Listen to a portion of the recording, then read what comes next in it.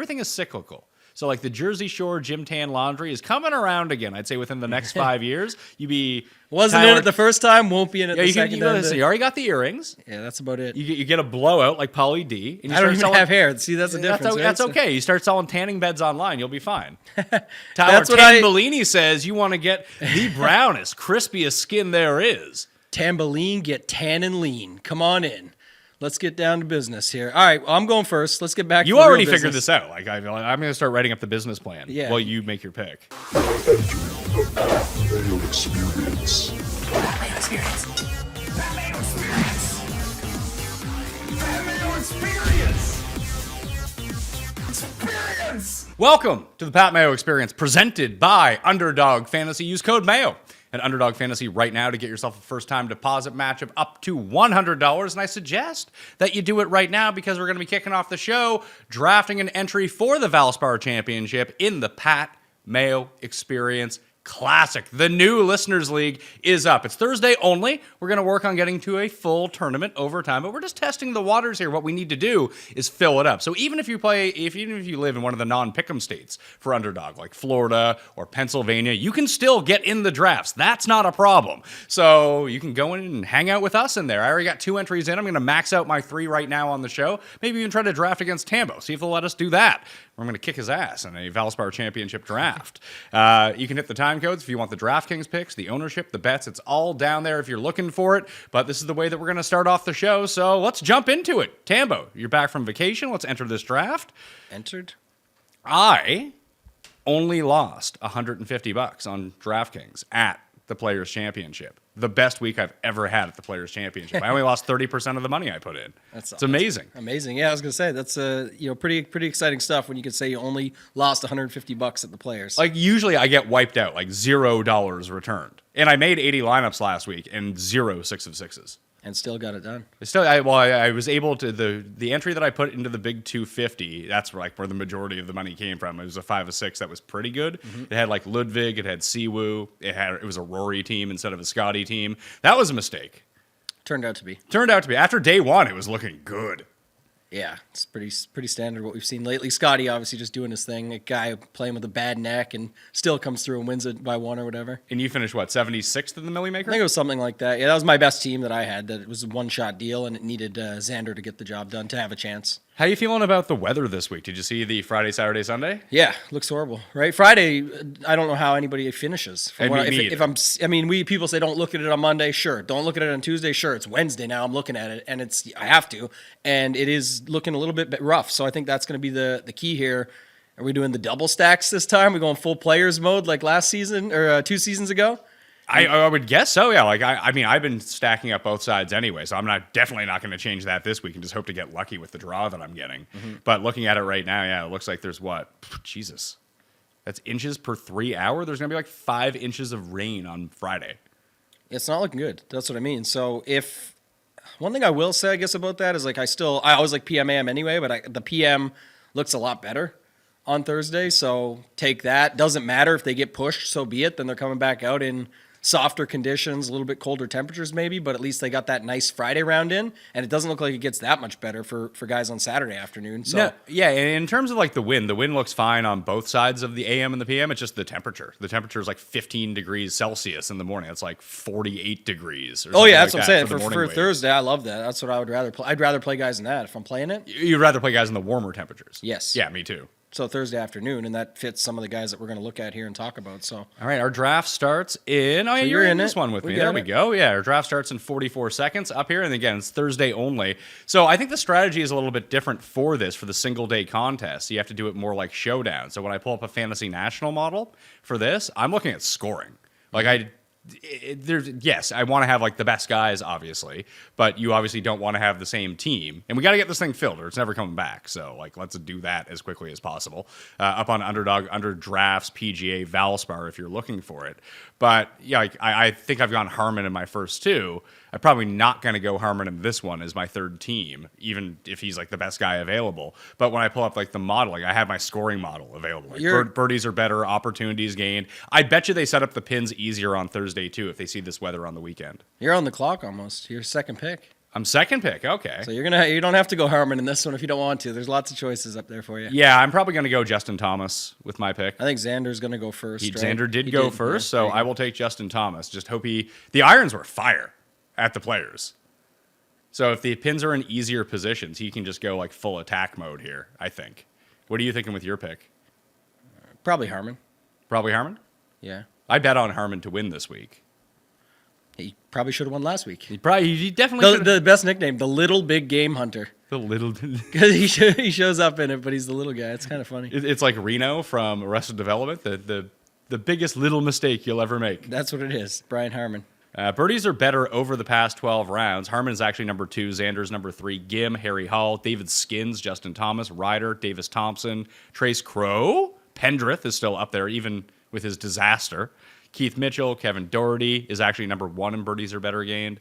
So there's just a lot of guys up there. In terms of opportunities gained, Keith Mitchell, Damon, Young, Finau, and Big Dick Vic Perez, who actually rates out really well for me this week. I was doing the tidbits yesterday. Follow me on X at Totag and Tambo. By the way, giving away a free membership to Ship It Nation for a monthly PGA. Just got to go retweet, repost, whatever you want to call it. And Victor Perez, you did it. Thank you. Victor Perez came up quite a bit, actually. Didn't make it because there was always so many other guys that people liked, but he did pop up. Oh, yeah, baby. Here we go. My Canadian guy, Nick Taylor. Everyone talking down on this guy. He's been better than JT all season in the exact same events. Better than JT last season when JT was struggling, yet people are having a hard time with Nick Taylor and loving JT. Interesting. I can see it. So the difference between this, and we'll get into this when we get into the DraftKings strategy, I'm going to be up next here, is I do want a more balanced and scrambly type of player. Like, I bet on Matt McNeely to open the week, and like the more I see from the weather, the more I kind of like him, because like he's going to chip and putt his way. I mean, maybe he doesn't; he just misses the cut by 8 strokes. But like when he's playing his best, that's what he's doing. All right, I'm on the clock now. I'm going to take Keith Mitchell. I mean, he just rated out number 1 in opportunities gained, number 3 in birdie or better percentage in this field. And if it's a Thursday only contest, that's the only time where birdies look like they might be somewhat easy to come by if they do the easier pin positions. Those are the type of guys that I want, I think, in a tournament like this. Like, yeah, Cam Young would be another one. Is Cam Young off the board? I assume he is. I did the first one I did of this. Oh, geez, it's back to me already. I'm going to go with... I'm going to take Taylor Moore. I bet on Taylor Moore to win. His approach play has been excellent. His driving was bad during the West Coast swing, but so far since we've been to Florida, his driving's actually smoothed itself out. He's just been really poor at putting over the past few weeks. But he was okay at the Players. The approach was pretty good. His approach at Genesis was amazing. And if there's one thing I would notice from watching last year's tournament back, Taylor Moore has these greens figured out. Yeah. Defending champion. So it makes sense. That's the other one. So we'll see. I think I'm going to take, I've got option of Gim or Rye here, and I'm going to take Rye because Gim just got taken. So just to recap the first round of this draft, it goes Xander, then Justin Thomas to me, Sam Burns, Harmon to you, Finau, Spieth, Cam Young, Sung Jae, Nick Taylor to you, Minwoo, and then Keith Mitchell to me, Seabez, Keegan Bradley, Taylor Moore, the Gim Reaper, and then Aaron Rye to you, Eric Cole, Taylor Montgomery, Lucas Glover. So what sticks out to you from this as we kind of translate this over to DraftKings a little bit? It is your pick that Spieth is just going to have no ownership, is essentially what I'm seeing here. Spieth is going at pick 6. I'm going to leave you a chance to get your boy McNeely. I'm going to take another Canadian. I'm taking Adam Hadwin. Well, the thing is, I don't know if I want McNeely in the first round. I want McNeely for the tournament because I think the harder it plays, the better he's going to be. He still has a nice PMT time for you on day 1. He does? I'm going to take Straka if he's there instead. Because I think Straka can go light it up. A lot of Straka love this week. I mean, I bet him when he was 65 to 1. He's down to like 35 to 1 now. I don't think I bet him at 35 to 1. But I do like him more as an outright bet than a DFS play, if that makes any sense. Because he just kind of shows up and wins sometimes.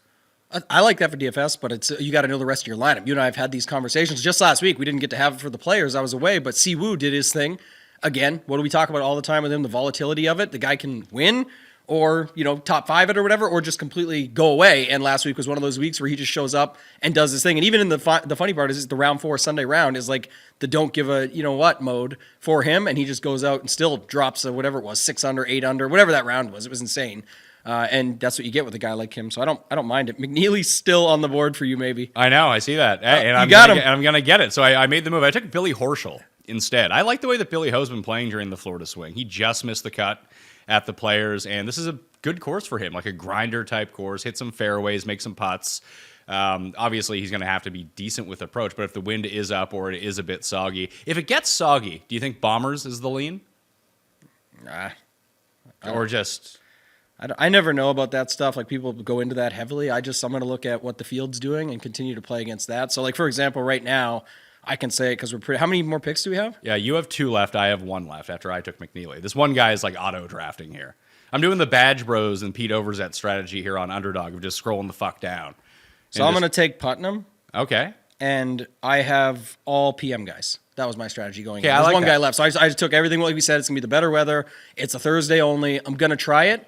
That's the strategy I'm looking at. I still took the guys that were high up my board on that. But again, it's not really about if it turns this way or that way for this strategy. And DFS, we'll talk about when we get to DraftKings for Classic Slate. It's more of, a separation piece of what you're doing for the week. And then I don't mind considering some of that stuff. But right now, I just got a pick here. So after you took Putnam, Damon, Olesen, Akshay, and Springer go off the board. Okay. I like the scroll down. You have your unique guy in your lineup. So I have 5 guys in my queue right now from my last pick. I will reveal them after you make your pick here, sir. I'm going to get crushed. I don't know who is the afternoon guy. Oh, no. You should have had the tee times up on the screen. They'll be in the Pat Mayo Experience and Mayo Media newsletter here. I got you, but I didn't even look. I just took him. Kevin Yu, he was one of the guys I had in my queue. He's an AM guy, but I had him queued too. Or not queued. I mean, I had him on my list as well, but I got one guy going out early. Kevin Yu. Kevin Yu burned my best Scotty lineup last week at the Players, unfortunately. Oh, so we'll get some flop leg then. Yeah, so it's perfect. I'm actually going to go back to him this week because he's a lot like the Siwoo thing that you mentioned. Like, he's been boom. I could have taken your boy, Carson Young. I mean, Carson Young round 1 is actually the move. Carson Young for this entire tournament, I don't know, man. Cam Young's in the field. Every time Carson Young missed a green in regulation last week, he made at least bogey. He cannot get it up and down. Guy needs to be sponsored by fucking Viagra or something, man. Like, he needs something to help his game. Give him the blue pill. So it's me. I got Vic Perez, Davis Thompson, Andrew Novak, and Matthew Neesmith as my final options. Do we do Novak Nation, Paul? Not a resort course. It's fine. He's been playing. Buddy, I don't know. I'm doing it. I'm taking Andrew Novak as my final pick of the Pat Mayo Classic Draft. We are complete. I hope I do good in this draft. But yeah, it's in the lobby on Underdog right now. And everyone should go fill that. Help out the show. Code Mayo at Underdog Fantasy right now. Let's get into the bets for the week. I actually have 10 bets in. But I have far less money invested than I normally do in one of these. And people can go check out the March Madness show that we did. If you didn't check it out, man, it's pretty funny. Gabe just, every time you have Morency on, just wind him up and let him go. It's the best for something like that. So my bets for the week, I bet on Brian Harman. I had him at 25-1, but then Bet365 was like, hey, would you like to add 30% to any of your bets? So I cashed out Brian Harman at 25-1.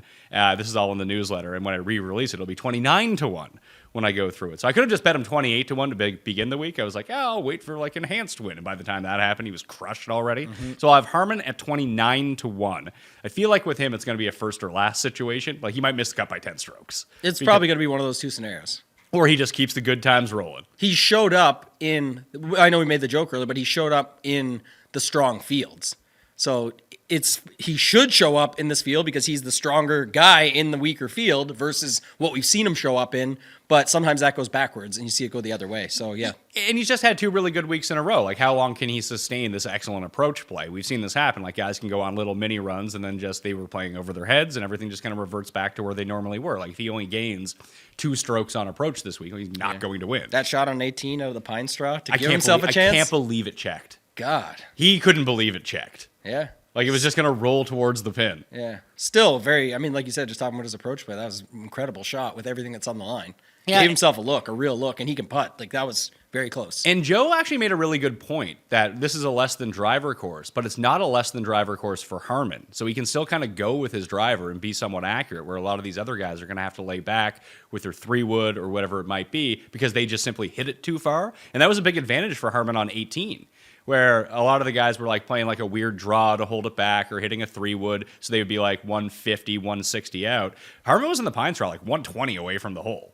Like, it just trickled in. So he had like a gap wedge or whatever the hell he hit out of it. Thigala said he's a big boy hitter.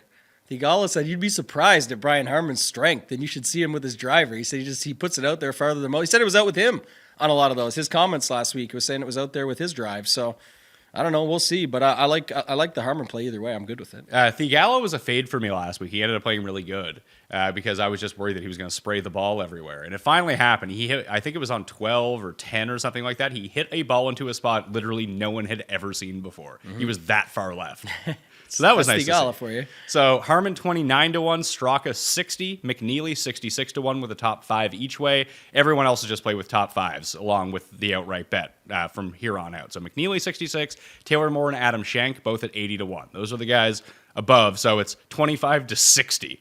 No one in between. Then the bombs, I got Matt Wallace at 125-1. You get like shitty conditions, scrambling, weaker field. That's when I want to be on Matt Wallace. Andrew Novak. Novak Nation for Paul. One bad week does not make a player. He had 3 great weeks before that. Maybe he can get that back going again. I'll take the chance at 125. Matthew Neesmith and Grayson Sigg, both at 150-1 with that top 5. And then Jeff talked me into it because I didn't even see this guy on the list. And Adrien Dumont de Charlet, 300-1 with a top 5. I believe he changed caddies. He was top 10 in Puerto Rico the last time that we saw him. So maybe he's getting a little bit together.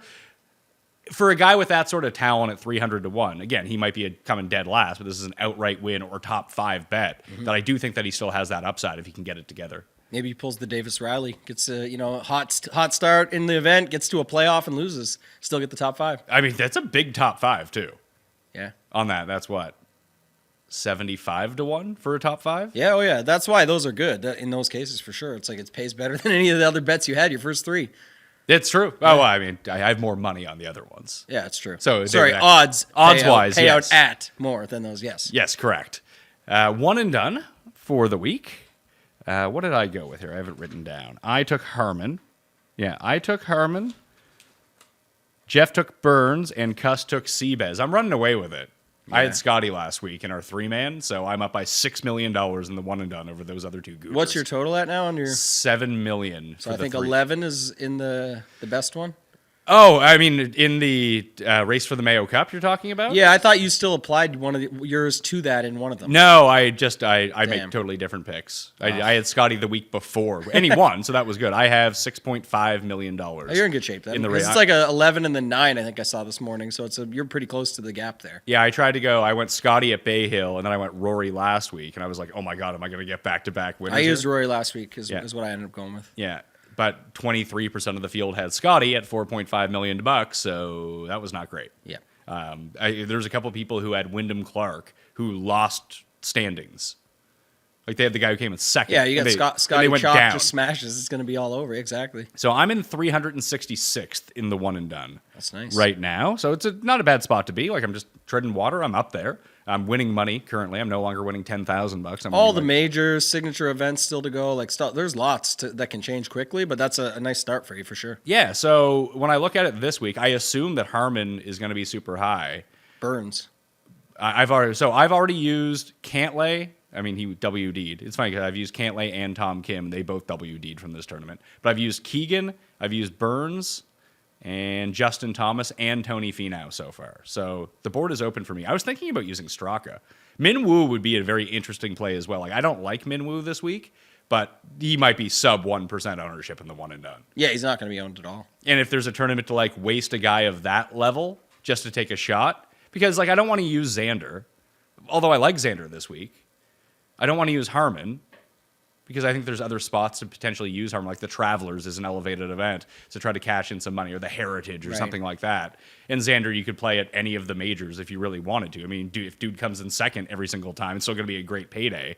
Do I want to waste one of the top guys for a field that doesn't have a huge purse, I guess is my question. And where we don't know how things are going to actually go down and all that sort of stuff, I think it's, definitely a guy from behind that could pop up there, so I don't mind those. Like Seabez, I know it was Tim's pick, but just like an example of picking a guy in that range or of that caliber, I'm more fine with that at a tournament like this versus wasting a Xander. Obviously, if people in the lead will often just say, if I've got Burns, I'll use Burns because first, and sixth looks pretty good on paper, but take him. But I don't have any high conviction on the other guys. Yeah, I'm going to use Straka, I think. I'll use Straka. I was thinking maybe Cam Young as well. That's who I have in right now. Because no one will have Cam Young circled for this one. Everyone's kind of off of Cam Young for the moment. Yeah. In the first PME draft that I did, like I said, I got him at pick 11 in the draft, which I thought was just insanity. That's the thing. I'm behind right now, and it's still early. Like I said, lots can change, but I was like, I can't take any of these other top guys that people are taking, and I've got Cam Young. Could save him for a major. He's played pretty well in these majors, but I'm just saying why, who knows who else I'll have in those majors, so I'm just going to probably use him right now.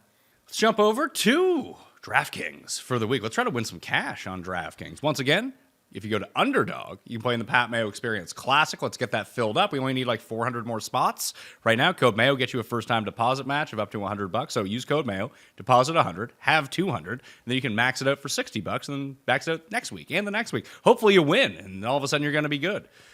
Go full Kenny Kim on you. Yeah, go full Kenny and just cash out 12 grand from Underdog or something like that. And He's loving it. I'm just going to tail Kenny's picks. He's doing way better than I am. Yeah, he's got a whole strategy and everything now too. This feels like the week. I'll wait and we see. can all goes the other but way. He's like, I got a strategy. I'm not going to play much in round 1, but wait and see my round 2 through round 4 picks. I'm like, all right, here we go. Let's see this. It'll be good content either way. All right, so what are you seeing for ownership right now? Oh, I do want to let people know that you have an iPhone. I can see it there in front of you. Did you get on the list for the test leaderboard? I haven't yet. I think it was just really last week you were showing it off a bunch, and I didn't quite have time to do that or the shirt off bet pick on the beach. So I didn't get to any of that stuff. Well, if you remember at fantasynational.com right now, there's a banner at the very top of the screen. You get yourself on the wait list for our brand new app, which is the only app you will use to follow golf. I'll just straight up say it. And it finally got approved through the Apple Store at the very end of the players because Apple was kicking their tires over the weekend. And there was like people at the course who were doing it. They were like, this is fucking awesome.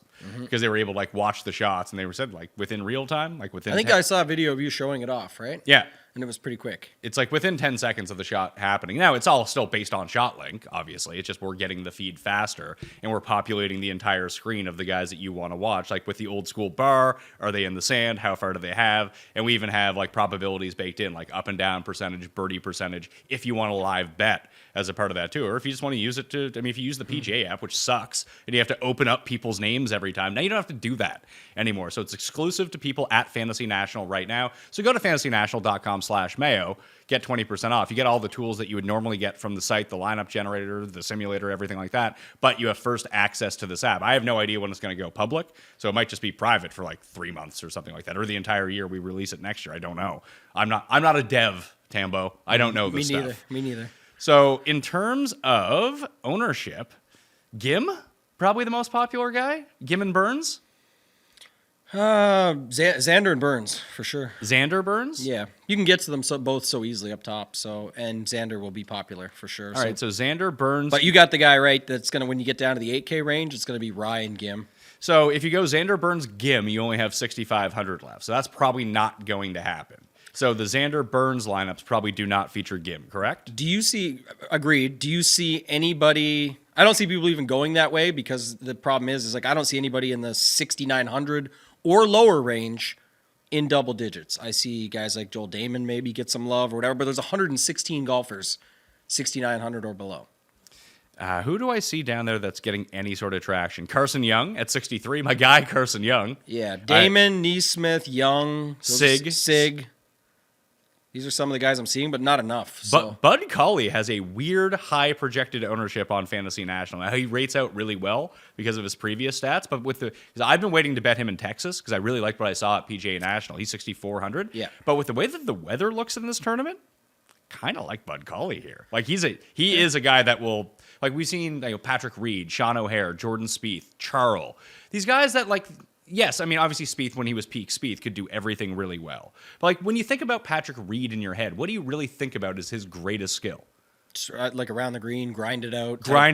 Yeah, exactly. Bud Cauley is one of those guys. Like Matt McNeely, to me, is one of those guys. Neesmith is getting some love, but he's not really one of those guys. He's going to be like accurate off the tee and try to fire at some pins, which might end up being great if it's wet conditions. You can go fire at every pin that you want. So there's a balance, I think, of what you need to do here and try to find the right combo. But Matt Wallace, for me, is a guy I would go to. I bet him. He's $6,400, so I do like him a little bit down here. I think there are guys to make that work. but I don't think that's going to be the prevalent strategy, as you mentioned. So let's try to build the chalkier lineup, because when we're looking down, maybe it does feel, I mean, do you think that Carson Young will get above 10% ownership?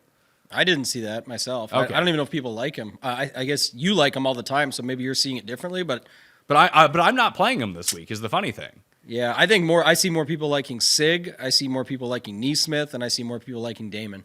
Okay. But we'll see. Carson Young always can get that late bump, so it could definitely be a thing. He is in a PMT time, so maybe that pops him up. I did comment on Monday at the show with Kenny about the Fantasy National thing with Bud Colley you just mentioned. Is you got to remember he's been back for a couple tournaments or whatever, so it's like those stats are all from 2020 or before.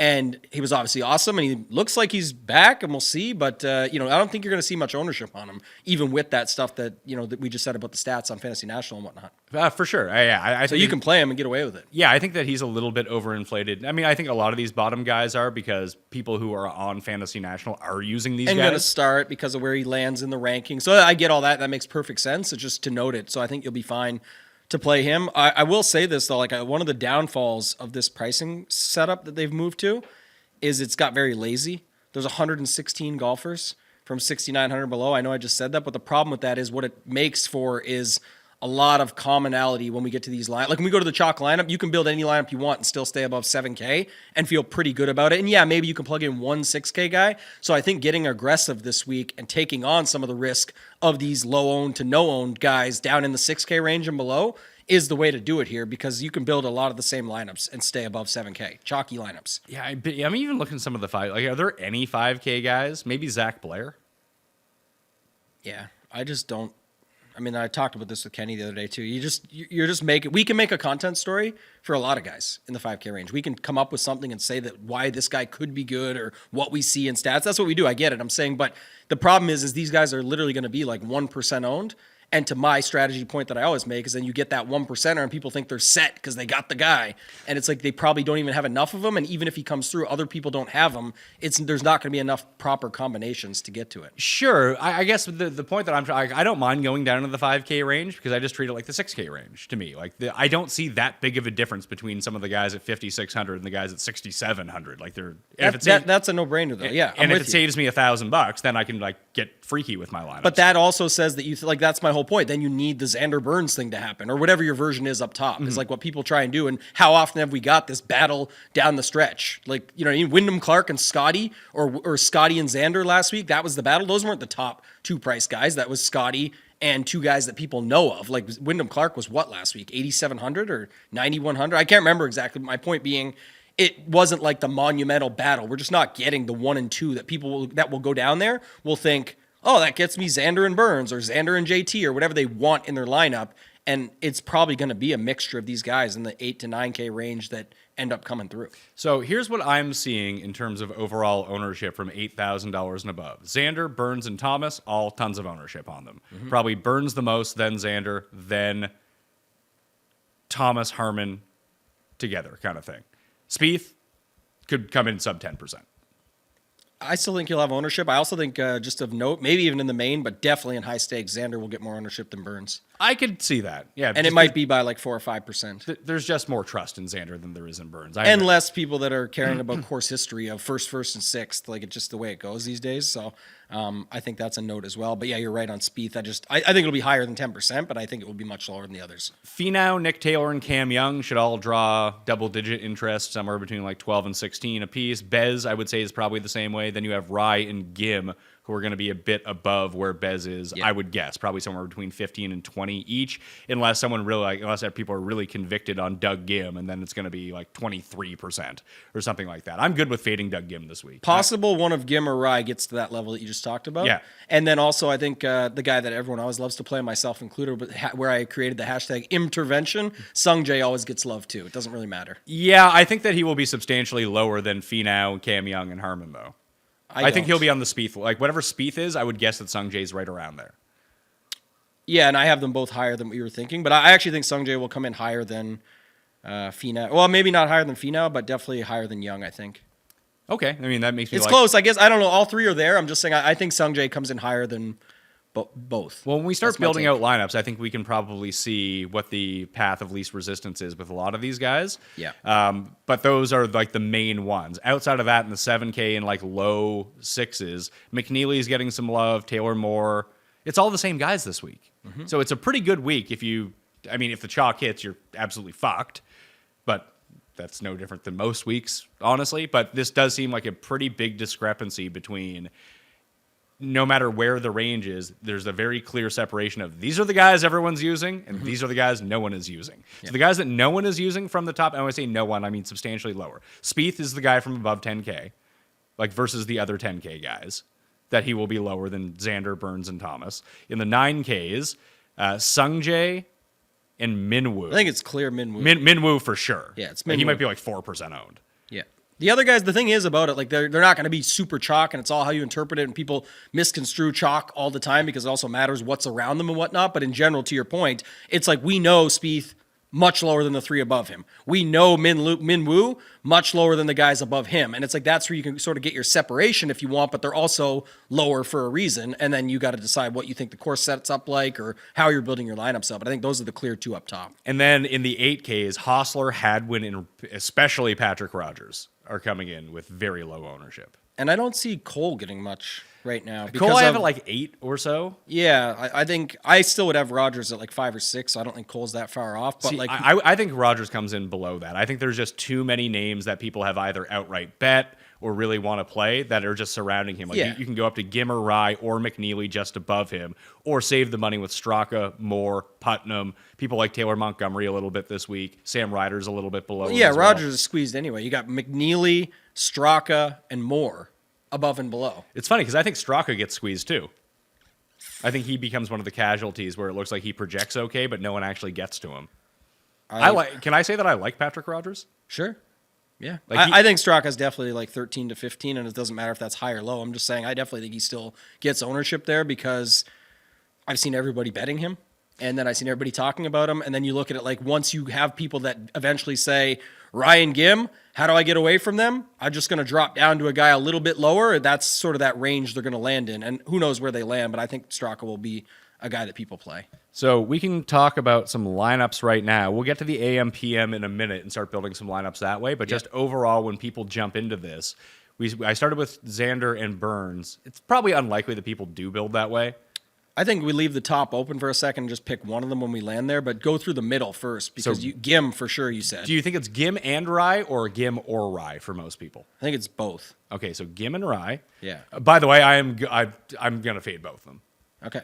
Just- I think this is a fine tournament to fade a lot of stuff, to be honest. It just I've done. I mean, listen, I've been on the. If Doug Gim wins and I'm not there, it's going to make me mad. But I'll be very happy for the Gim Reaper. I really love Doug Gim, one of my favorite players. But I've been through the Aaron Rye experience way too many times, where he sets up perfectly and it's just like, oh yeah, he can't putt.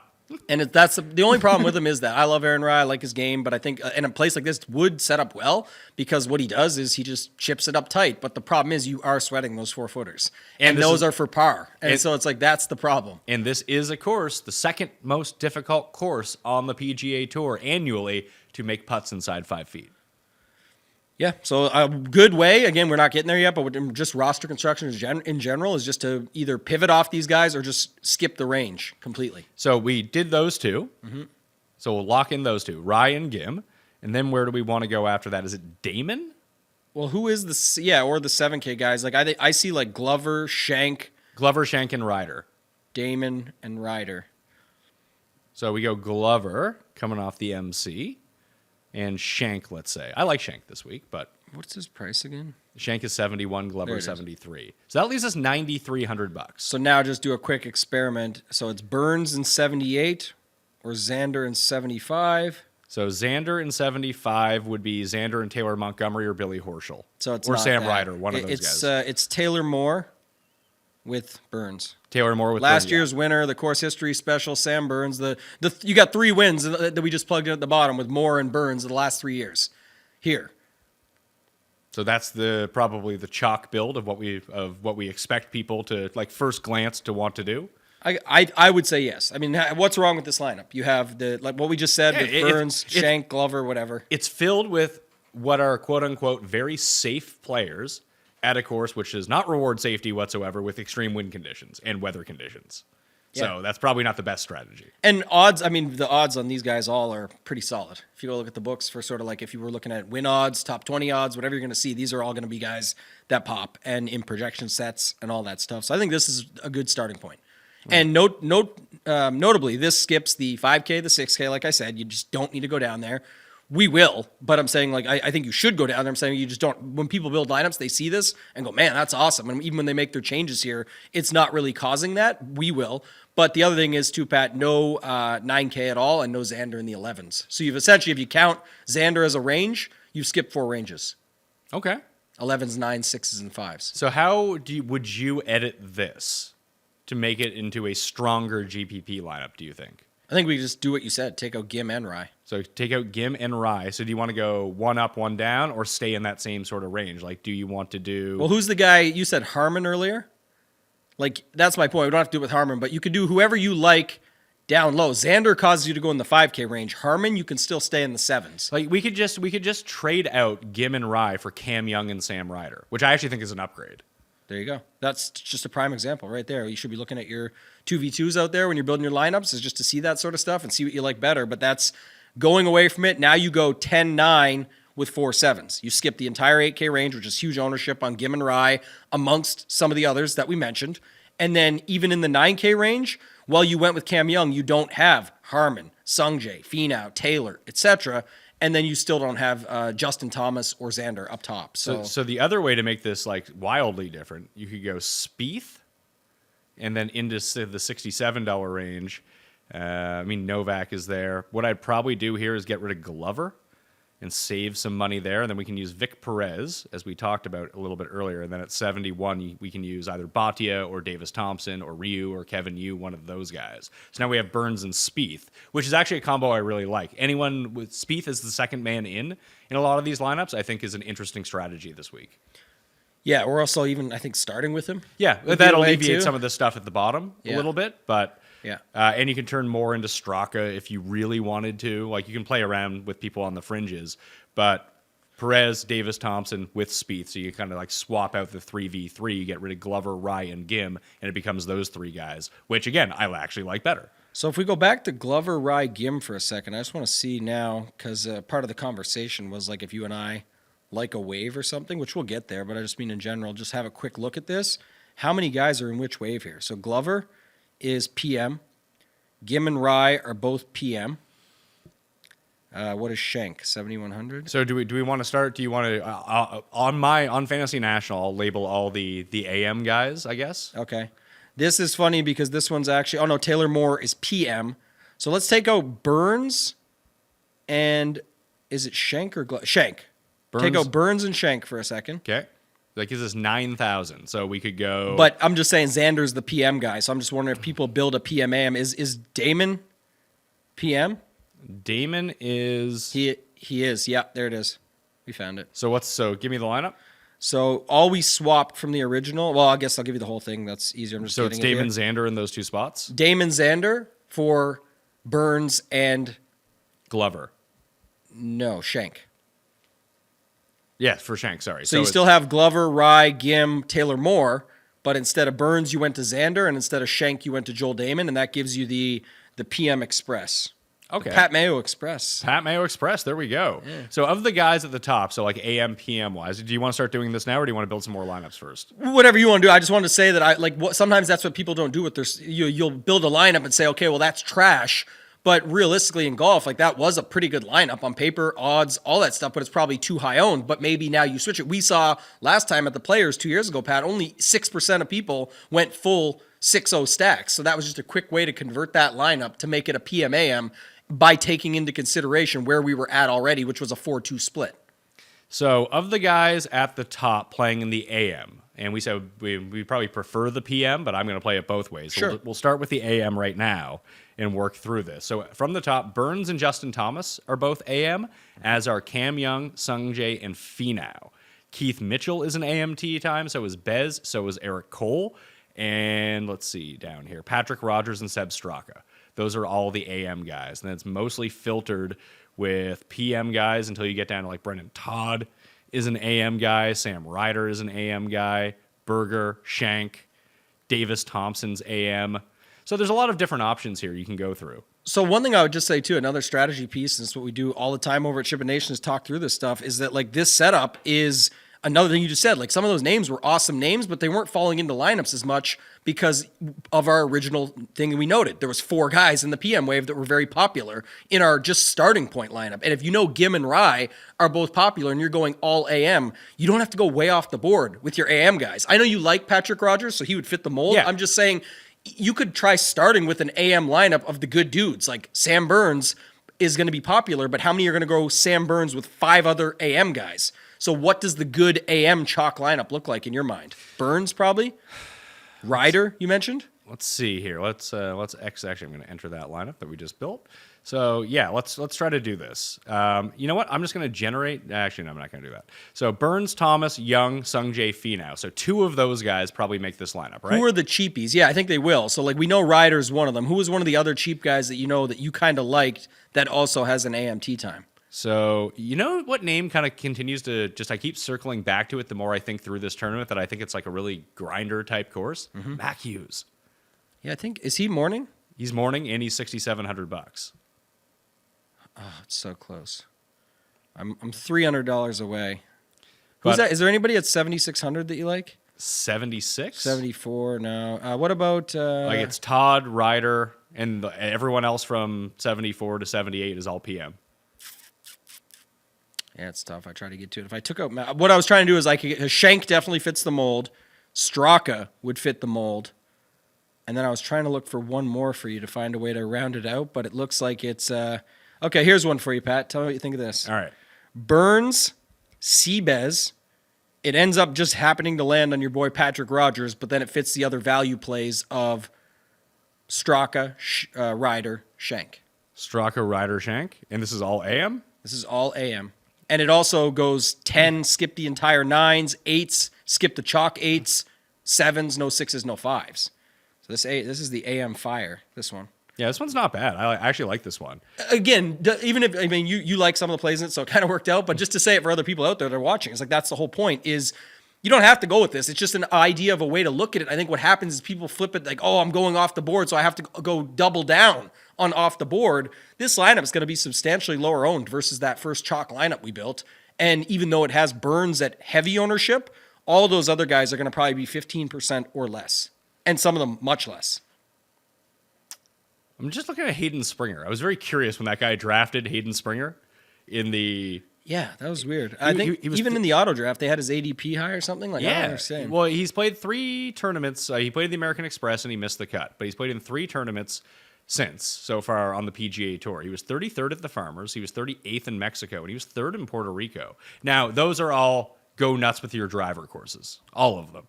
So maybe Hayden Springer is someone we can use next week in Houston, which is a big driver-heavy course. Mm-hmm. I don't know if it's necessarily going to be a great fit for him, but it's nice to see like he gained over 8 strokes putting at the Farmers. He lost in Mexico. Doesn't seem to be so great around the greens, but that's just a very interesting name that I just did not consider whatsoever. What type of contest selection are you going with this week? Like, what are you going to play this week? I'll probably play. I've really been digging the 250. The 4MAX? The 4MAX 250. I only play the one line. I play it like a single entry. Sure, yeah. But I like the payout structure is excellent. It's like, well, last week it was 30K for first, 20K for second, 15K, 10K all the way down. Like it's a pretty flat payout. I really like it. Super strong tournament. And obviously there's the $200 single entry with 50K up top. But to your point, then you're playing against a bunch more people. And while they only each have one, the difference is you're in a smaller competition for still a really good prize. I think this week it's 20K up top and you can just play it as your single entry. So I actually like that. But I was just curious because that's like the one other thing when you mentioned a guy like Springer. He's a PM guy. If you're building PM AM lineups, you want to fit him in. We made cases for other guys that had 6th place finishes in Puerto Rico. This guy just had the 3rd there. So I'm not comparing it to Puerto Rico at all, so people don't go get crazy about that. But I'm saying like the point of what you're saying and what I'm trying to say is if you have conviction on a guy down there or you have a thought on someone, instead of if you're playing a 20 max or something, just throwing him into one and saying, well, I got my Springer lineup. Let's see how it does. Either throw him in with your 5 favorite guys because that way you'll know if your core 5 guys hit with Springer, you're in good shape, but you're usually not going to get that right. So I would suggest putting him in like 4 of your 20 and try and get a couple different angles around how you're using them. So at least you have outs to the top with your guy if you go with that, instead of sprinkling Springer here, someone else there, and just getting different with your 5 and 6K range guys. It's funny because that's how I've been playing the 150 and the 250. Those are usually the two that I play in, the 153 max and the 254 max. Mm-hmm.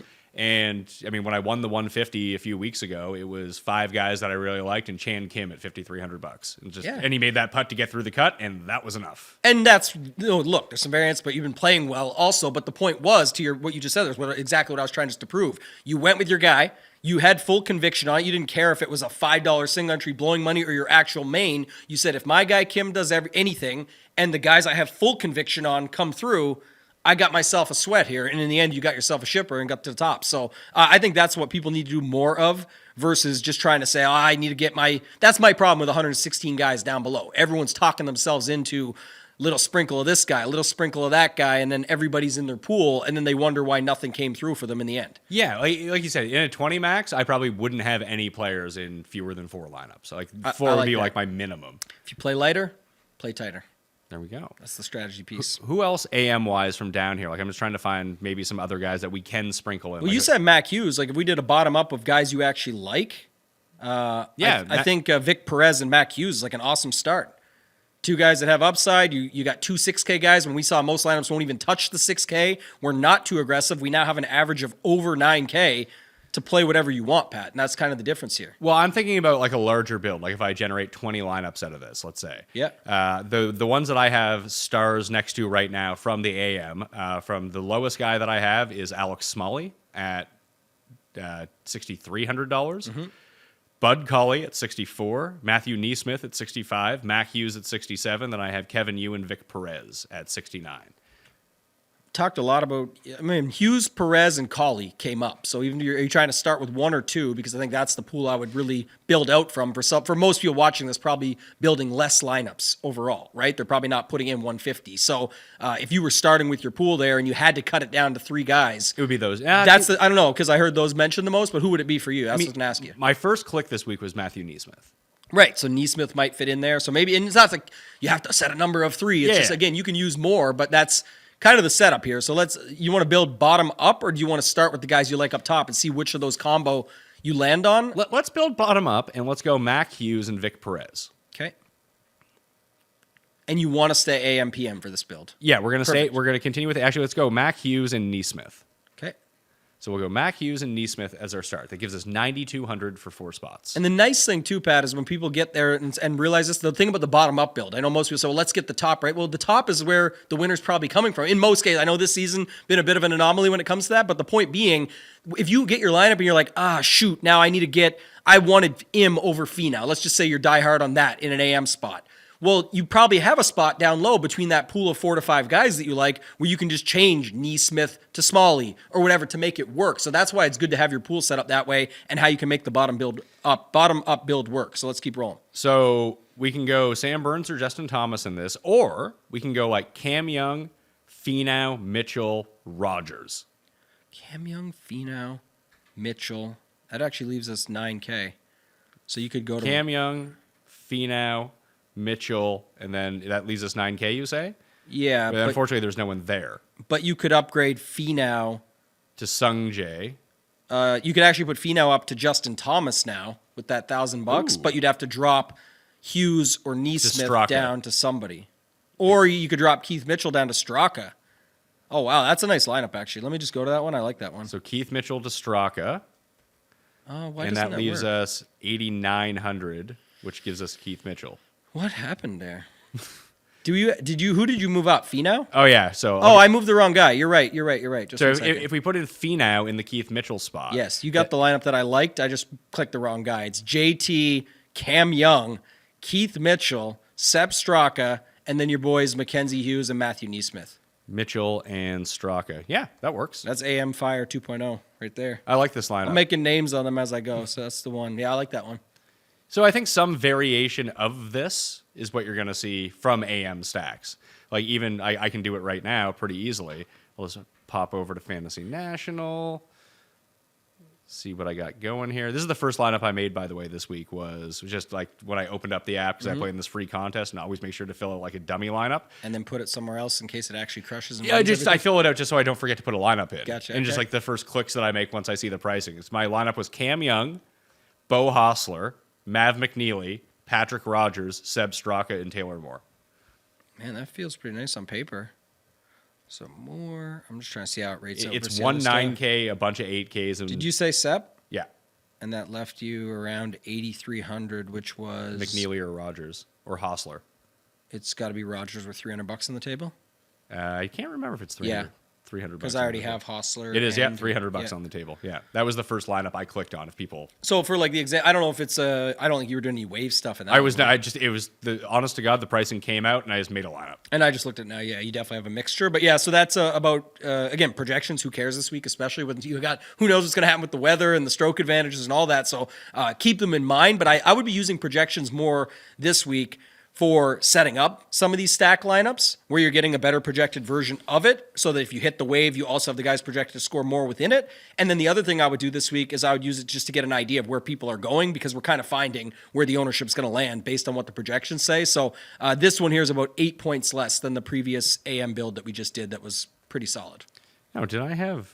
I just generated a bunch of lineups.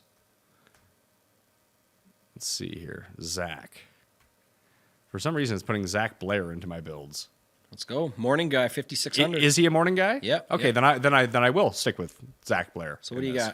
got? I just had, he was in 3 lineups. I wanted to make him 4, but I cannot because my restrictions don't allow it. So I'll go 3 of 20 for him for these AM builds.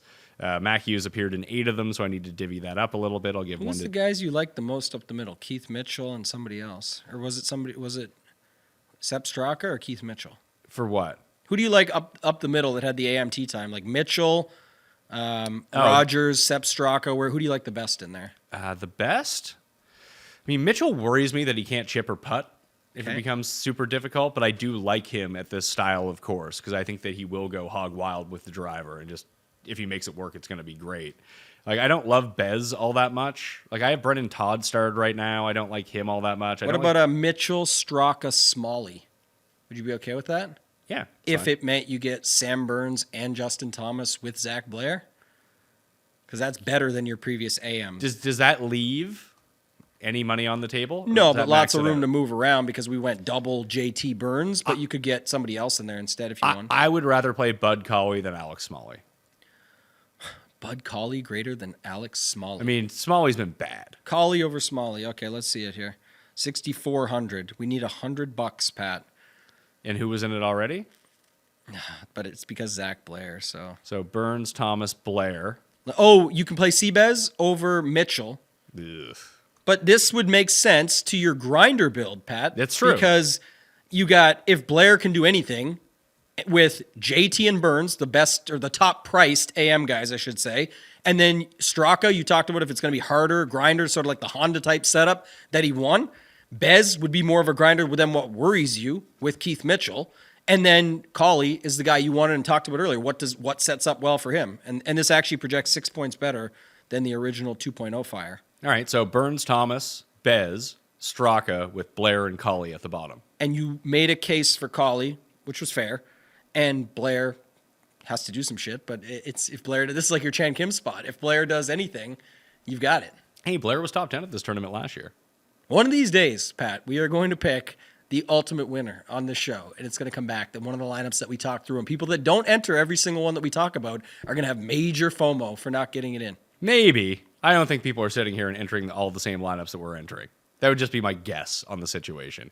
Someone that does it, tag me on X at ToeTag and Tambo. I guarantee you somebody enters and rewinds and pauses and goes back to try and enter every lineup, and they almost have a 20 max at some point. Maybe. I got 6 Mac. I got 30% Mac Hughes in these AM builds. A lot of Sung Jae. Let's see if we can change that up a bit. Let's move 2 of those shares to Cam Young. All right, so now we're going 50% Burns, 50% Thomas, 55% Cam Young, 40% Sung Jae. And then, Can I run one more AM build by? yeah. Let's go Cam Young, Sung Jae, Finau, and see where we end up. Okay. You actually still have over 7,200 average, but what you've done here is clearly obvious where you've taken out the top 2 Burns JT guys that are priced up there, But you go to 3 9K guys. I can't imagine this build being popular. Not only are you off of the guys like Xander, Burns, JT Harmon, Nick Taylor, and whatever, but if you stay with the AM plan at this point, I think you can get almost everybody we've talked about already because you can get Ryder. Here's what you can Shank. do. You don't even need to do that. You can go Kevin Yu, Vic Perez, Seb Straka. Yeah, even that's even better. I like that's more aggressive, and I like that take.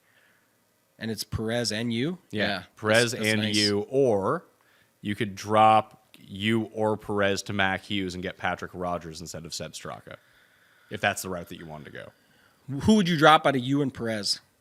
Because we've been using Perez a bunch, I him would in. want to filter Yu through the lineup a little bit. And Because then- we've been using a lot of Perez and a lot of Straka, especially together, that I would probably go Mac Hughes, Patrick Rogers in that spot. Because McNeely's a PM wave guy. The PM waves are going to look way better than the AM waves. Oh, you just get to move off Straka to Rogers. I see what you're saying. Yeah, just we've been using a ton of Straka, we've been using a ton of Perez, that this kind of mixes it up a little bit. Yeah, this is different for sure. That's what I mean. So this lineup, how do you feel about something like this? So you got Young, Im, Finau, Rogers. You kind of like Hughes, and you just land on a guy like Perez or Yu. See, I do like this only because I don't think that anyone in this tournament is all that good. So, like, I bet Taylor Moore to win. Yes. I bet Adam Schenk to win. Yes. In my mind, I think that they can win. If Kevin Yu beats the shit out of them, like, I'm going to be like, oh, yeah, of course he did, because those guys aren't all that good. Right. So, if I'm taking that into account, then this is the sort of lineup that I do like. It's same thing with, like, Straka versus Rogers. I bet on Straka to win. Everyone likes Straka over Rogers. But what do you think is the actual, like, percentage chance that Straka beats Rogers this week? Like 60-40 at best? Yeah. It's not going to be that much. What about if you were dropping one of Young, Finau, and Im? I would drop probably Finau first. I like Finau enough, but I worry that if it gets, like, his putting is so bad, his chipping is so bad. All those par putts turn to bogeys. You're in huge trouble. At least, like, Sungjae has looked worse. Like, Finau's ball striking has been immaculate, so there's a reason to like him. But if it gets difficult and this turns into a scramble fest, I actually like Sungjae at a venue like that a little bit better. Doesn't matter. Anyway, maybe. Who was the guy at 6,500 you liked earlier? 65? Matthew Neesmith. Yeah, Matthew Neesmith is And he's 65. morning. This is a nice lineup here. I got one for you. Okay, hit me. This one is, I just got it converted. I did what you said and took him out. So basically it is Burns, Young, Im, Rogers, Neesmith, Blair. Rogers, Neesmith, Blair. Okay, that's a lot of pressure on old Zach Blair. And you could put Finau instead if you wanted. Instead of Sungjae. Or you could go Burns into Thomas and save yourself the money. I actually like Thomas more than Burns, Okay. just like 1v1. And that gives you $500 if you wanted to bring up. I mean, it doesn't really do you any favors with Zach Blair. But now you can take out Finau. We didn't really love Finau and Im, so you get back to like a middle of the road build, and we're so close now, I think, Yeah, you too. can put Keith Mitchell into that instead. Now Well, you can no, take, we're at Straka, and now you can take we're still short. Zach Blair up to 66. And there's no one really there. It would have to be 67 to get to Mac Hughes. And then you turn Rogers into Straka. Yeah, that's the thing. I keep following on Straka in a lot of these. I think people will, is what I'm starting to see. If they build an AM, but if they fade the AM, which it looks like people might, potentially, you do have Taylor Moore, who's $100 cheaper, who people do like. That's right. Yeah, so I should note that, too. We're forcing ourselves into a corner of that same year at the Players where people played like 0.9% opposite AM stacks. Yeah. And I don't even think people are going to go that heavy this year on it. They'll play both sides just because that's been a thing lately, but I don't think it's going to be super aggressive unless we get more news on this weather, but as of right now, it's what I see. So, I took Eric Cole out of my build for that. I ended up with like Daniel Berger in some of the AM stuff. So just to kind of identify who the guys in the PM wave are, which do you think with the way that the weather looks right now, do you think that they'll finish their second round? Probably not. Doesn't right? look like it. But they'll get the better conditions, better temperature-wise at least, on Thursday, potentially. That's the tricky part of this, right? So if we do a quick talk through on it here, because you're the best at figuring this stuff out, is like if you go PM is for sure better on Thursday from what we're seeing based on like 15 degrees better, no wind on either side, we're good. But then they do have to go play, or they likely go out and play, Friday morning in the cold, the wet, whatever, and then the rain starts to pick up. They get pulled off the course at X amount of holes. This is all hypothetical. Mm-hmm. Then the AM wave didn't even play yet, And then what ends up happening is the PM AM goes out early Saturday morning. It's soggier conditions, so maybe they can stick it a little bit more or whatever, but it's still colder. Again, like Saturday still doesn't look that much better, right? From what I'm seeing. Yeah, it just looks super windy. And then it does get hotter in the afternoon, but it still should be a little bit soggy. It's not going to just dry out completely right there. And then the AM PM would kind of have a better wave, wouldn't they? You'd think at that point. I don't know. We don't know. If you construct it like that, that's, I think if you're going to buy into why you're playing AM lineups, that is precisely the And scenario. people should know that. We're making this up. I mean, we don't know how this is going to go. We're talking about hypotheticals, and if you can build in that, again, it's hard to find correlation in a sport like PGA DFS, but this is the way to do it, is through these stacks. So if that was to happen, Pat, you could see where there would be validity to having the AM PM stacks, because that's how I would see it play out. For sure. Like I'm just Is that right? I mean, I always think through it out loud. Yeah, when you think through it that way, that would be the reason to have the AM ones. Like that's building the case for the AM. Is that going to happen? I don't fucking know. Of course not. Oh yeah, that's the one thing we definitely don't know. See players 2 years ago. This is a 2-year anniversary almost from that. But the setup would be that how does the PMAM go then? The fact that we always know, we've seen this lately. If they do get you want the guys in the better conditions. Let's say that's a stroke better on Thursday afternoon. I mean, you're off to the races there. Is there a chance that the Friday weather just pushes back to the afternoon further? Yes. And then PMAM just smokes it in the morning and finishes their job, gets in there, and then even if the other guys get moved, they're already a stroke average behind on the front that they played, the starting point on Thursday, and now maybe it's colder and they go out in the morning on Saturday or late in the afternoon through some shit, and that would suck for them. So I guess that's just talking through it out loud. It's how you can see both sides. With the PM guys, you have to think that they get the best of it on Thursday. And this is not even accounting for if the weather moves up, which we see all the time. That's right. Like right now, the rain is projected to come from 8 a.m. through 8 p.m. on Friday. So they won't even touch the course on Friday. Yeah, no one might. That's the thing. And hopefully people can see that. That's the point of talking through it. Like this all the time, people doing shows and content and whatnot get just play both sides and you're covered. No, you don't even know if it's going to work in your favor. It's just making the cases out loud for why this could be a thing. And then you sort of build around that, and that can turn into where it's advantageous to you if you get some of those through. Because what do you see, Pat? Some of these, like last week, you said 0 6 of 6s. You still almost made money, almost broke even. But the point being more so, if you're going to get these 5% 6 of 6 weeks like we've been getting, that's a setup where 5 or 10%, 20% of your lineups might be through just because of the wave stacking that you did. And now you've got a huge advantage on the field for going into the weekend. Doesn't mean it's going to win you all the money. And the reason that I ended up, it's because I played the wrong conviction. I played more scattershot at the top, and it's like, these are my guys at the bottom. Like, Matthew Pavon is definitely making the cut. Carson Young is definitely making the cut. And I just didn't have a broad enough range of guys in the 5s and 6s that I played. I had like 6 guys, 3 separated into each wave, where I really should have had like 5 or 8 or something. And one of those guys gets through, and then I'm sitting there with my Scheffler, Wyndham, Clark lineups being like, all right, here we go. Yeah. Scheffler, Harmon, I had some really good ones, and it didn't matter. And should note too, if my saying, if you play lighter, play tighter. If you are going to separate your stacks like this, let's say you have 20 lineups, so you're going to do 10 and 10, and just because that's a 50% within that tournament of what you can have on either side, I still think you should play lighter inside your 10. Even though your overall pool will be bigger on your 20 max, I still think you should play lighter. So like you said, take your conviction plays within said wave if you're going to do that. So let's take a little bit of a look now at here's some of the PM guys. So I highlighted 28 of them. I'm not going to play all 28 of them, but it's Xander, because at the top, like most of the guys we want to play are from this wave. So you got Xander, Spieth, Harmon, Taylor, Minwoo, Keegan, Rye, Gim, Hostler, Hadwin, McNeely. Who am I cutting from there? I already said I'm not playing Ryan Gim, so we'll take them out. Mm-hmm. That's easy. I actually do like Keegan. He's fine. I think you should note, though, to your point, it may not land on this. I'm doing top down real quick. But if you know you're removing those guys in the theory out loud, it's like that means Taylor, Harmon, Spieth, and Xander, a couple of those guys at least, are going to end up together. And then Minwoo becomes like your Patrick Rogers of previous or something. Like you're almost setting yourself up in the other way for it. So I definitely think that's an angle of approach here. How much is Keegan this week? Keegan is 86. So if I take out Ryan Gim, that means in the 8,000s I have Hostler, Hadwin, and McNeely. I could probably cut one of those guys, and I'd probably cut Hadwin. Man, you can get some good builds here, man. I'm going to get rid of Hadwin. I'm going to keep Taylor Moore. You like Putnam, right? I think he's fine, yeah. Okay. Also going to keep Thorbjorn Olesen in, just as a talent play that legitimately no one is playing. And like, there's no reason that he's not better than all of these guys.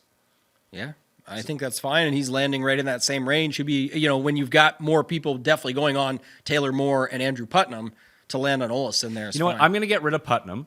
I'll get rid of Hadwin and Putnam and keep Taylor Moore, Olesen, and Taylor Montgomery at 75. Keep the flea market in there, see how he does. Didn't you like Billy Ho a little bit? I got Billy Ho at 74. So from the bottom. Do you like Glover? Horschel, Glover, Fox, Bhatia, and Ryu are the 5 from the bottom 7s I have. So we can probably get rid of 1 or 2 of those guys. I got the nut lineup then. Do you? Yeah, the PM Fire. All right. Just it's Fire 2.0. I think you'll like this. Let's hit it.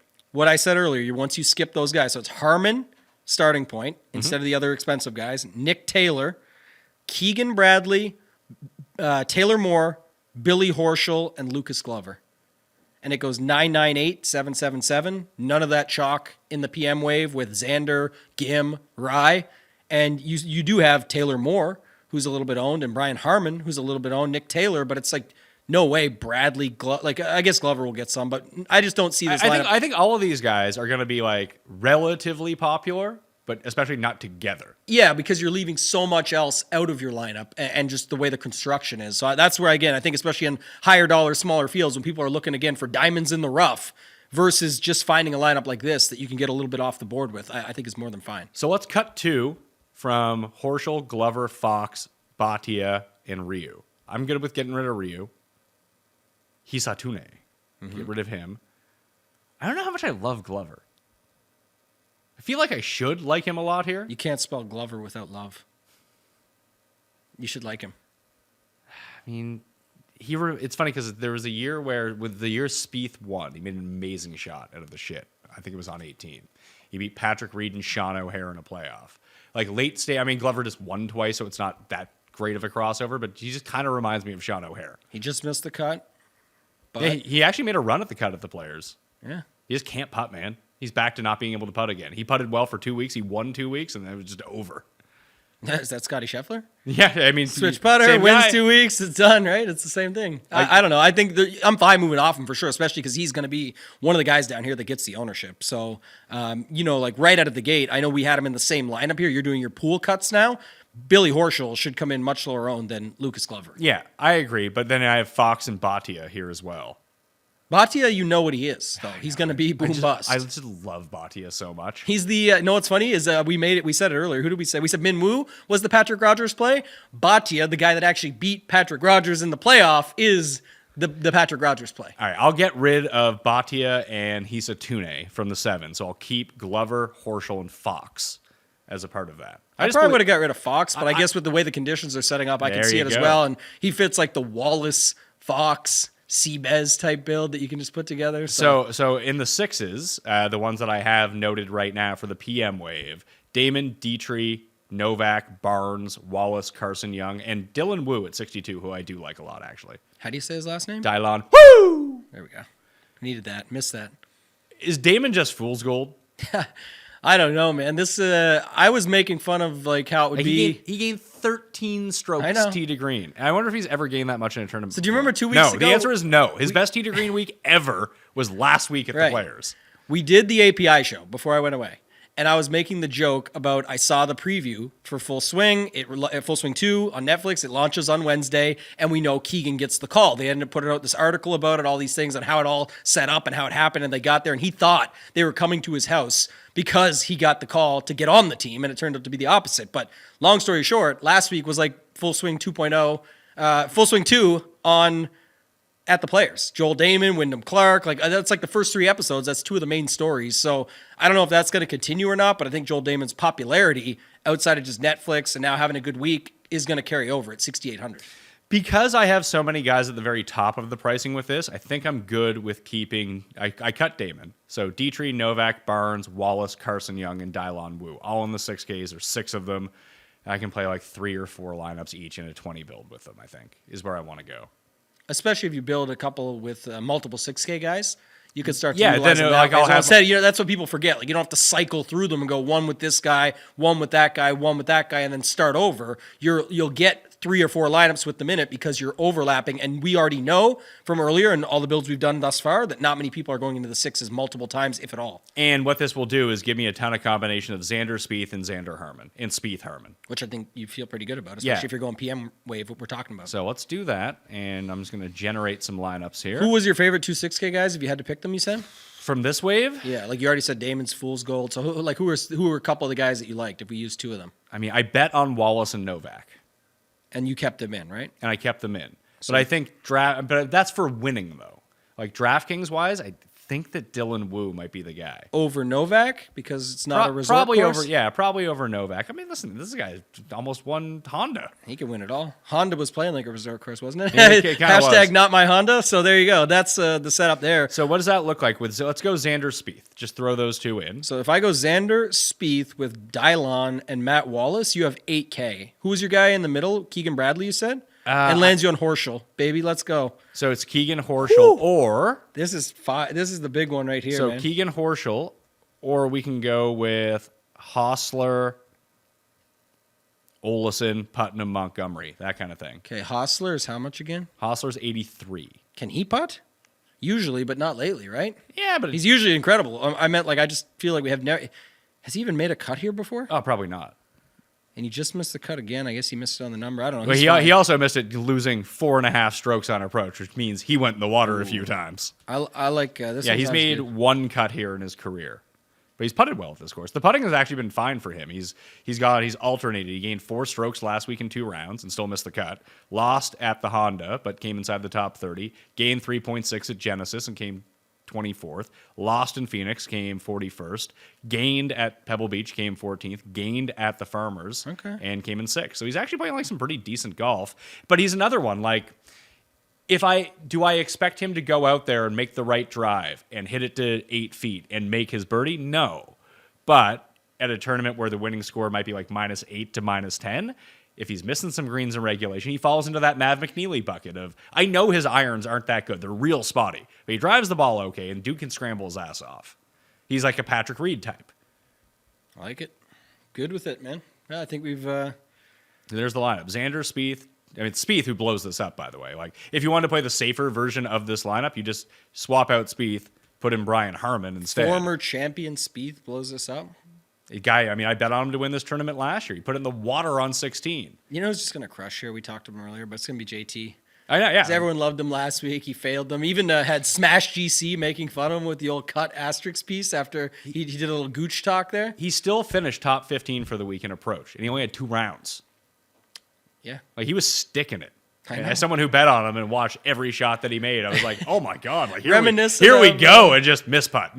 Oh, he missed the green once, chipped it into the bunker. It's like, the fuck are you doing, man? It's what was the major last year where they had to take a break and then they come back and JT's on the AirPods. It was the Masters. And then he had his coffee with him. He's all good to go. He's like, we got this. And then he ends up missing the cut and everyone just thought it was automatic. He was acting like he was through and then he missed that cut too. It just reminded me of that. But yeah, that's a guy that I could just see it this week. He is the morning. I know we were talking PM, but yeah, Spieth is probably fine. Harmon's right there if you want to make moves there. Yeah, I think that'd be the move. You go Schauffele, Harmon. I'm thinking about if I do, because what I've been doing between the 150 and the 250, I've been submitting a PM lineup into one of them and an AM lineup into one of them. That I think if I was going to do that, I would just prefer. Listen, I'm a coward. I prefer the safety of Harmon over Spieth. The upside of Spieth is very enticing, though, isn't it? It really is. Yeah. I was trying to see who else do we have in this upper 7? Olesen, Taylor Moore. I think it's like Olesen, Moore, Putnam is what we were talking about. Yeah, but I could probably get McNeely into this. If I get McNeely into that and get rid of Montgomery, that brings me down to 64. Who was it I liked at 64? Matt Wallace. So what I can do now... So what is it? So I just changed up my lineup a little bit. So I got rid of Spieth. Spieth and Dylan Wu. No, Dylan Wu's still in this. I got Spieth and someone else. Taylor Montgomery.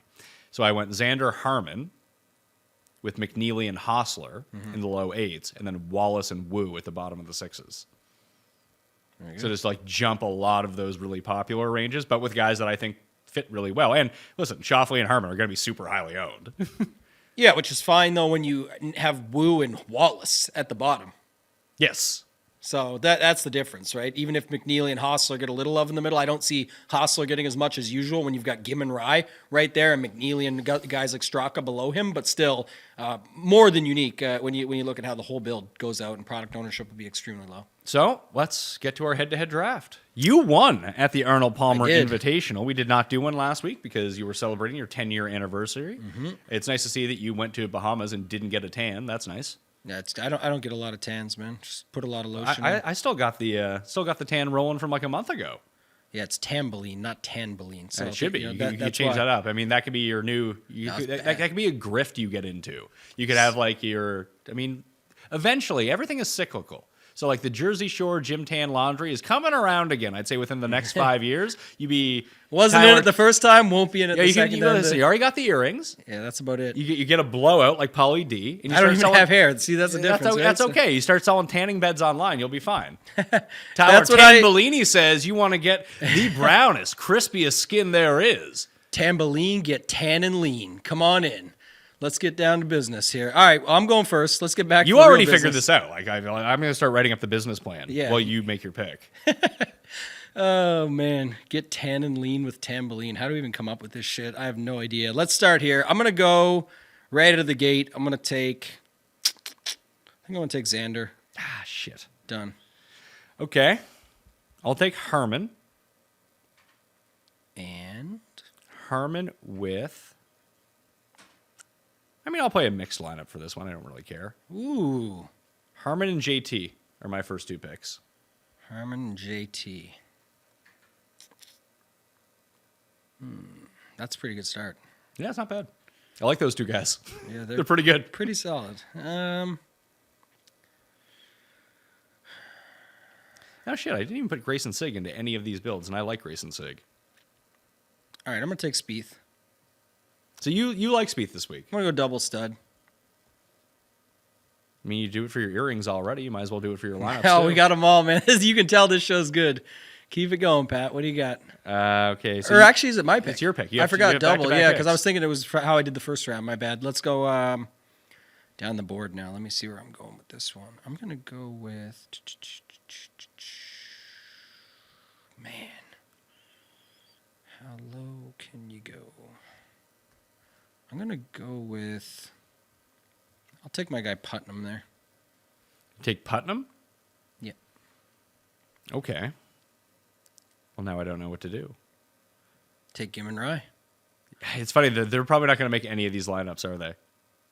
Well, you didn't put them in any of that. The good news is anyone who was taking the notes and putting these lineups into their 20 max, they definitely have faded some chalk there for sure. I'm just trying to see what I can do here. The more I think about it, the more I kind of like Davis Thompson. If that... You always love him. That's your guy. I know, but I haven't been on him lately. Mac Hughes is just too volatile. If I go that, I get to 77. What do I do if I get to 77? No, it's your boy Putnam, who you already took, didn't you? Yes, I did. Shit. I should have went Spieth and Herman. Then I would have the money to do what I want to do. All right, I'm going to take Cam Young and Dylan Wu. Cam Young and Dylan Wu. Wow. So I have Herman Thomas and Cam Young. Let's see if I can do this. Oh, gosh. All right, I'm going to take Adam Hadwin and Carson Young. Okay. And you have one pick remaining? Correct. So my final two picks... fuck, I'm going to end up on Glover. Ugh. All right, I'll do it. I'll take Mac Hughes and Lucas Glover. And I will take your boy Grayson Sig. There we go. To round it out. He was in my original one, if people could see it on the screen when I was going through it and trying to like figure out what my lineup was going to be. So my lineup in our head-to-head is a real Stars versus Scrubs production. I have Justin Thomas, Brian Harmon, and Cam Young at 10-4, 9-8, and 9-6 to go along with $7,300 Lucas Glover, $6,700 Mac Hughes, and $6,200 Dylon. Woo! For my head-to-head. I got to get back on track. I'm still winning the season series, but I would like to, build up a little bit of a lead. What is it now? It can't be that crazy. It's 4-2-1. 4-2-1. All right. You are projected to be The favorite. I have 3 studs. It's just going to look good. 61 Mine is, oh, wow, you're getting crushed in this one. I'm up 25 with Xander, Spieth, Hadwin, Putnam, Carson Young, Grayson Sig. Yeah, 2 of your boys at the bottom. Unfortunately, you have 4 guys who are going to miss the cut, so that's a problem. It would be. It will be. Maybe. We'll see. Unless 5 of my guys miss the cut, then we're good to go. Yeah, I got my 2 of 6 versus your 0 to 6, and we see how it goes. Yeah, we really need everyone's help to fill up the Pat Mayo Experience Classic on Underdog. I think it's 48% full right now. We got an entire day. I have a newsletter coming out tonight. I'll be pumping it all day. But, it's a good look week 1 when we have one of these things. And, I get that it's kind of shitty that it's a one-day contest. I'd prefer it to be a full, but they just don't do that. Yeah. So I'm really trying to sell them on doing it over at Underdog. So the more people we can get into these contests and fill it up quickly, the more I can go to them and be like, look, people are jonesing to play this. And more people will play if we make it full tournament. Mm-hmm. So the faster we can fill this up, code Mayo at Underdog. If you don't have it already, it really helps us out. And we should probably talk about Kenny going crazy about get on Underdog and then just go follow follow Kenny. Kendo VT on X and get over there and tail the picks round 2 through 4.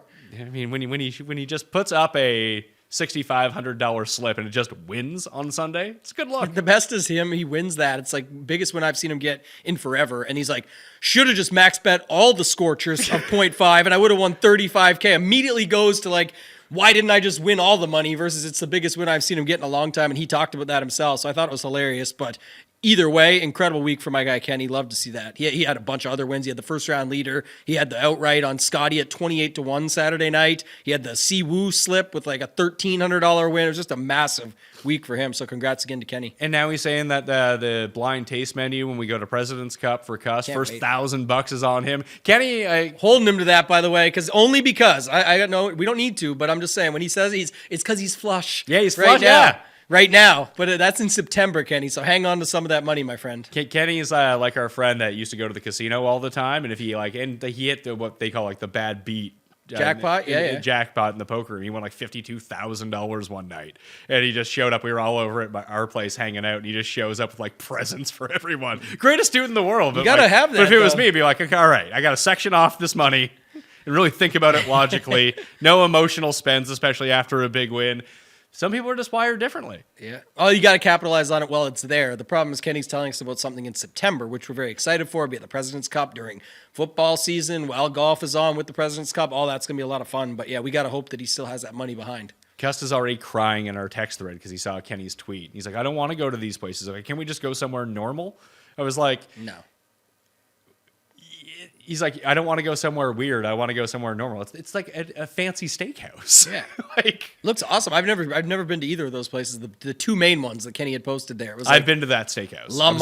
La Pin or something, and then it was the other one was Joe Beef. I've been to Joe Beef. Sounds pretty normal. Why wouldn't Tim like that? It's like Tim Cust.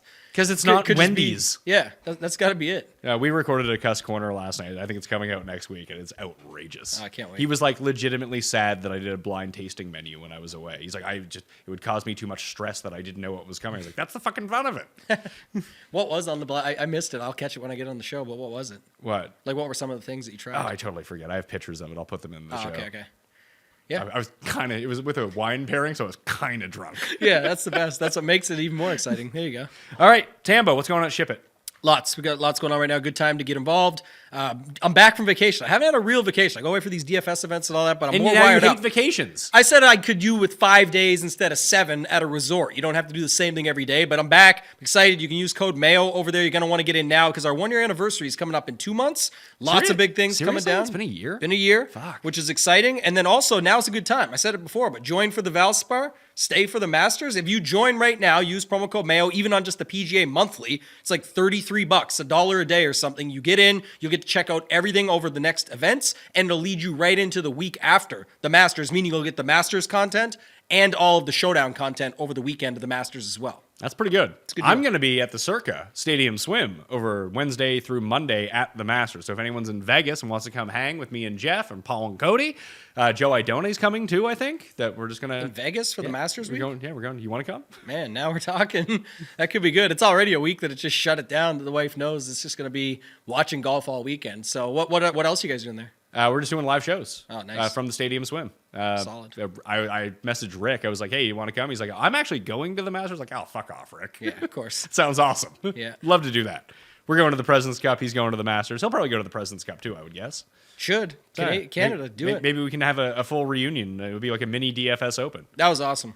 I expect it to be very similar. We got a place already too. It's gonna be nice. So. Yeah. So Underdog Fantasy getting the Pat Mayo Experience Classic. Let's fill that up right away. And fantasynational.com/Mayo. I mean, people are gonna want to get their hands on this app, and that's the only way to do it right now. So you might as well get the 20% off for using /Mayo. And a monthly, it kind of, as Tambo pointed out, it takes you from now through the Heritage actually. So you get all the Masters and you get everything else in between. So highly recommend that you do it. Smash the like while you're here. Yeah.